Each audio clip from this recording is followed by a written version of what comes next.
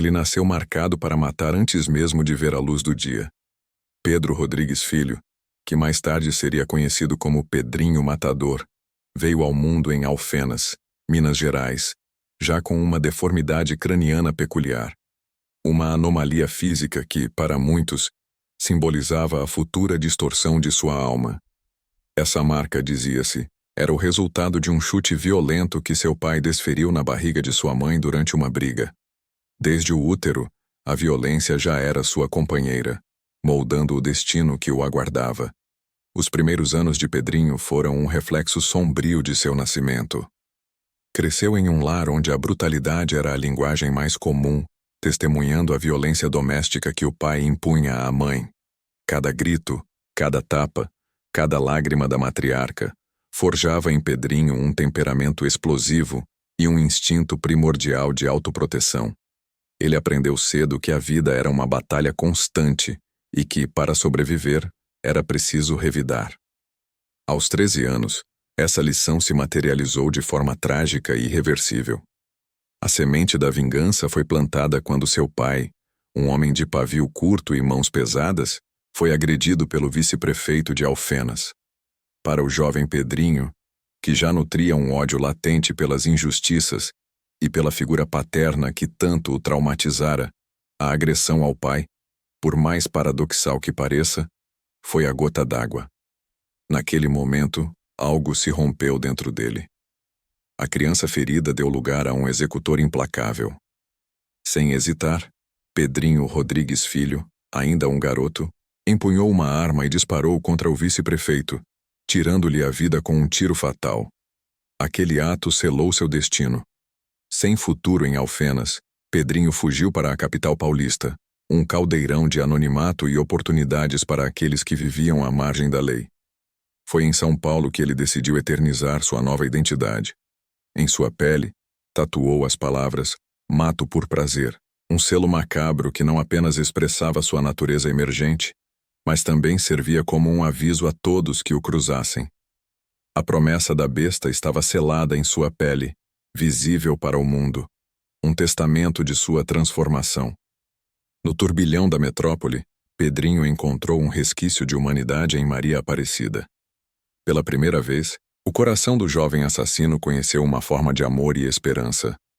Maria engravidou, e a perspectiva de ser pai acendeu uma centelha de desejo por uma vida diferente, longe da violência que o definia.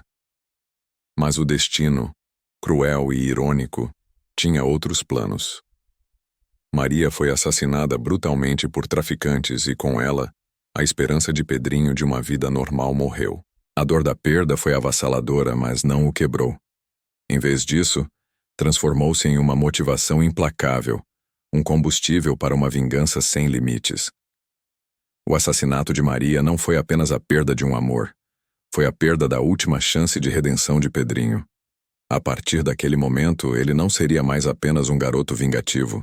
Seria uma força da natureza, um predador sem piedade.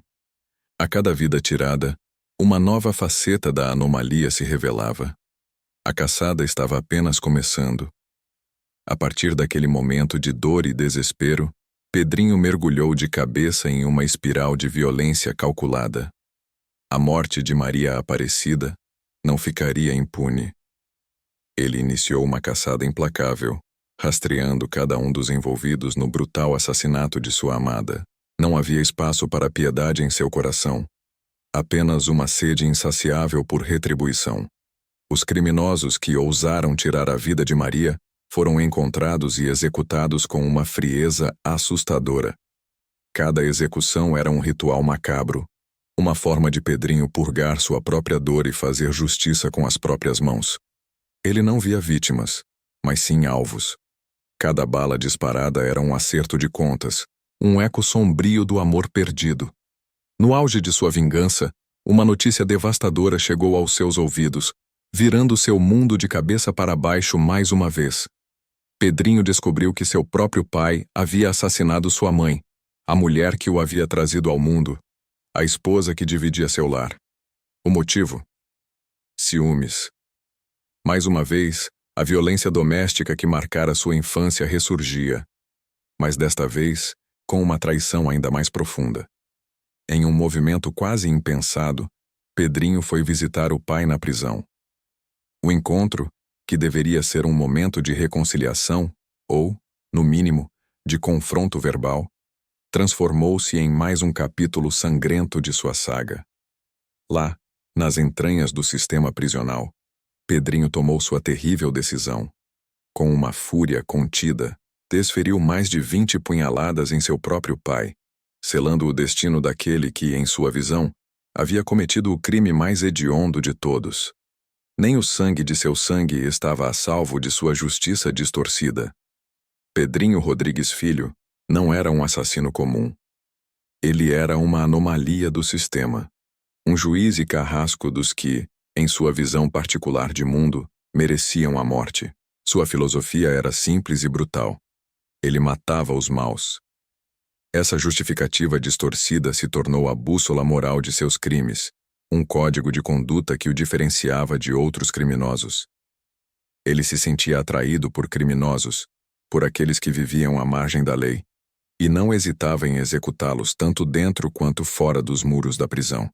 Para Pedrinho, ele estava fazendo um favor à sociedade, limpando-a de elementos indesejáveis.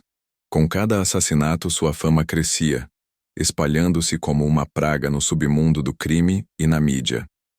Pedrinho Matador tornou-se um nome temido e, paradoxalmente, respeitado. Seu nome virou sinônimo de terror, e a simples menção dele era suficiente para inspirar medo até mesmo nos criminosos mais endurecidos. Ele tinha a capacidade de impor sua vontade, de ditar sua própria lei, mesmo em um ambiente tão hostil quanto o sistema prisional. Sua lenda se consolidava, alimentada por cada corpo que caía sob sua fúria. Ele era um predador que caçava outros predadores, um lobo solitário em um mundo de hienas. Mas a vida de um predador tem um preço. A liberdade é uma ilusão, e a redenção, uma miragem distante. A ilusão de liberdade e a miragem da redenção logo se dissiparam com a inevitável captura de Pedrinho Matador. Enfim, a justiça oficial o alcançava, e ele foi enclausurado em um ambiente que, ironicamente, deveria contê-lo, mas que para ele se tornou apenas um novo palco para sua justiça. Os anos na cadeia não foram um período de reflexão ou arrependimento, mas sim uma continuidade de sua caçada. Convivendo com aqueles que ele tanto desprezava e caçava do lado de fora, Pedrinho encontrou novas vítimas em potencial. A anomalia persistia. A fera não podia ser domada. Assassinatos dentro da prisão, brigas sangrentas e a manutenção de sua reputação como o juiz do submundo marcaram sua passagem pelo sistema carcerário. Ele não apenas sobreviveu, mas prosperou na brutalidade do ambiente, reafirmando seu poder com cada vida ceifada. Após décadas atrás das grades, em uma reviravolta surpreendente que chocou a muitos e intrigou a todos, Pedrinho Rodrigues Filho foi libertado. Aos olhos da lei, ele havia cumprido sua pena. Para o mundo, a besta parecia adormecida, mas nunca extinta. Longe da violência e da reclusão, ele tentou recomeçar. Casou-se. Buscou uma vida que pudesse se afastar do passado sombrio que o definia. Por um tempo, parecia que a redenção, antes uma miragem distante, poderia se tornar uma realidade palpável. A promessa da besta parecia de fato adormecida, substituída por uma aparente busca por normalidade. No entanto, o passado é uma sombra teimosa, e Pedrinho não conseguiu escapar totalmente dela. Ele retornou para Mogi das Cruzes, em São Paulo, o palco de tantos de seus atos. Curiosamente, a era digital o encontrou, e o notório Pedrinho Matador se reinventou como youtuber e influenciador digital. Em vídeos e entrevistas, ele contava suas histórias, suas justificativas, seus crimes, fascinando e chocando uma nova geração que o conhecia apenas pelas lendas.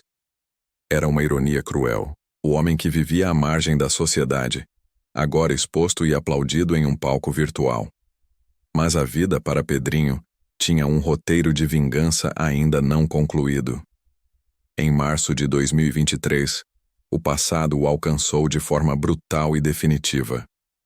Assassinato por inimigos antigos, por aqueles que ele havia ferido ou cujas vidas havia destruído. A lei do retorno, que ele tanto pregava, finalmente o atingiu. Foi encontrado sem vida, seu corpo crivado de balas, um tiro fatal na cabeça, em um ato que espelhava a frieza de suas próprias execuções. A anomalia do sistema, o caçador de maus, encontrou seu próprio fim pelas mãos daqueles que ele tanto desprezou, em uma vingança que selou seu destino. O legado de Pedrinho Matador é complexo e perturbador. Ele foi, inegavelmente, um assassino frio e calculista, responsável por dezenas de mortes.